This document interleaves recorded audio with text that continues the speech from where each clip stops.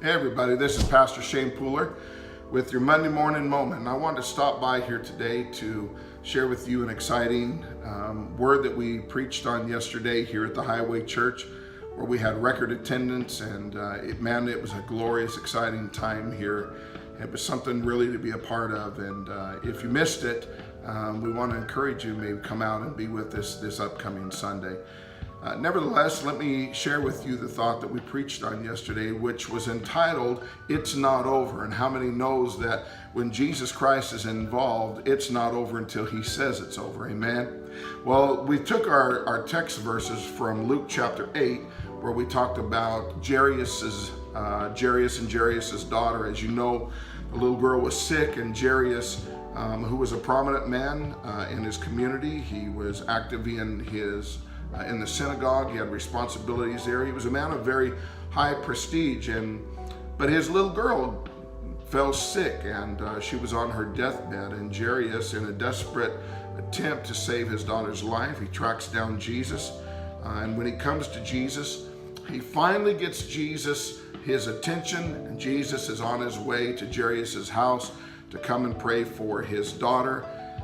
And guess what? An interruption. Isn't that just like the enemy? When we finally feel like we're making strides in the right direction, we're hindered by something. I want to share with you a couple of these hindrances here today, because I think they're really, really important as far as how we recover and how we move forward when we are faced with these types of things. Remember, Jesus said to Jairus, he said, "Do not fear, only believe and she will be saved." Don't fear. See, I think that's the biggest hindrance of all, is that when things are out of our control, we become very fearful. We quickly forget what God has promised, and we are caught up with our circumstances, and sometimes justifiably so.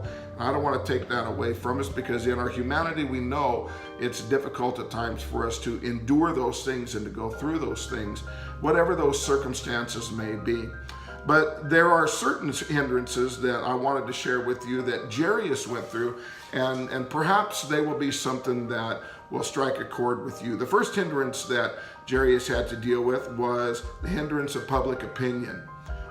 What would the rabbis think? What would the people in the synagogue think? What would the other rulers think if they found out that Jesus, who at this time was becoming really an archenemy of the Pharisees and of the synagogues and of the churches there, where the Pharisees controlled them? And what would they think if Jairus, who was in a position of and has a position of reputation, what would they think if they heard that he was bowing down to Jesus and asking for his interaction and his help? Well, I think we face that at times, don't we? We face, how is this going to affect our reputation? How is this going to jeopardize our status if people find out that we are completely and totally dependent upon Jesus Christ for everything? Especially if you're a brand new Christian, this can be a little overwhelming at times. And so we certainly understand that this can be a hindrance. And of course, the enemy always wants to stop us from going forward down to the altar to pray, to lift our hands when it's time to worship, to clap our hands when it's time to worship, to pray for our food when we're in a public place. In the society that we live today, the pressure of public opinion is tremendous. Preachers are buckling under the pressure of public opinion, even in what they're preaching in the pulpit today. But this is a hindrance that we can defeat through Jesus Christ. The second hindrance that Jairus had to overcome was the hindrance of interruptions. Just when he gets Jesus' attention, just when Jesus says, "I'm going to come to your house, we're going to pray for your daughter," the woman with an issue of blood reaches out and touches Jesus' garment, stops the whole procession. He turns, he has to deal with the woman that had the issue of blood. And how do you think Jairus felt at that time? Probably pretty panicky, because every moment was counting for his daughter, to get his daughter, to keep her from dying. And of course, lo and behold, he has those that come and tell him that no need to trouble the master, your daughter has died. So I wonder how he felt about that interruption. Perhaps he was angry. Perhaps he was angry that Jesus stopped to take the time for this woman who was unclean to begin with. She was unholy to begin with. Why would he do anything with her when it was at the expense of his daughter?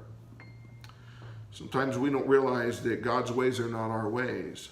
His thoughts are not our thoughts. How he sees people is different than how we see people. So this certainly was a tremendous hindrance.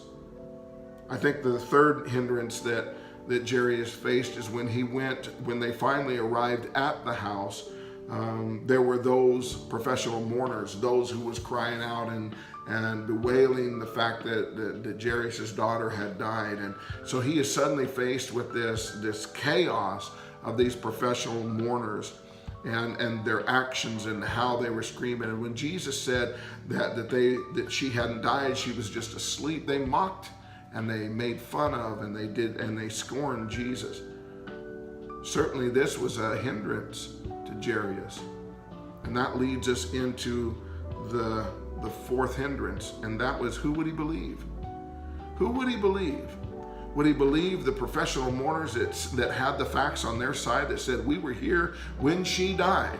This man was with you. He knows nothing. How can you believe him? Or would he believe and put his faith in Jesus Christ, that Jesus said that she would be healed if he would simply believe? I think we face each one of these in our everyday lives.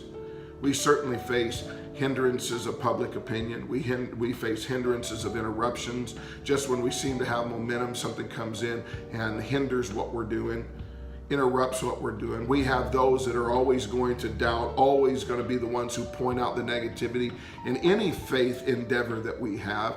And then we are certainly going to face our own internal struggle. And that is, who do we believe? Do we believe the facts or do we believe the truth? We have to remember that God's promises are yes and amen. And when God gives you a promise, he will fulfill that promise. And even in the worst of circumstances, God is able and God is greater than all of those things. I want to remind you this week that it doesn't make any difference what your circumstances are. It doesn't make any difference what you're going through. My friends, it's not over until God says it's over. So if you're getting a bad report from the doctor, my friends, it's not over. If the bills are piling up and the income is not coming in, my friends, it's not over. God still is in charge. It may be out of your control, but it's never out of God's control. And that's what I want you to go away with here today. It may be out of your control, but it's not out of God's control. I hope this has been a blessing to you this week. I hope you have a wonderful and a blessed week.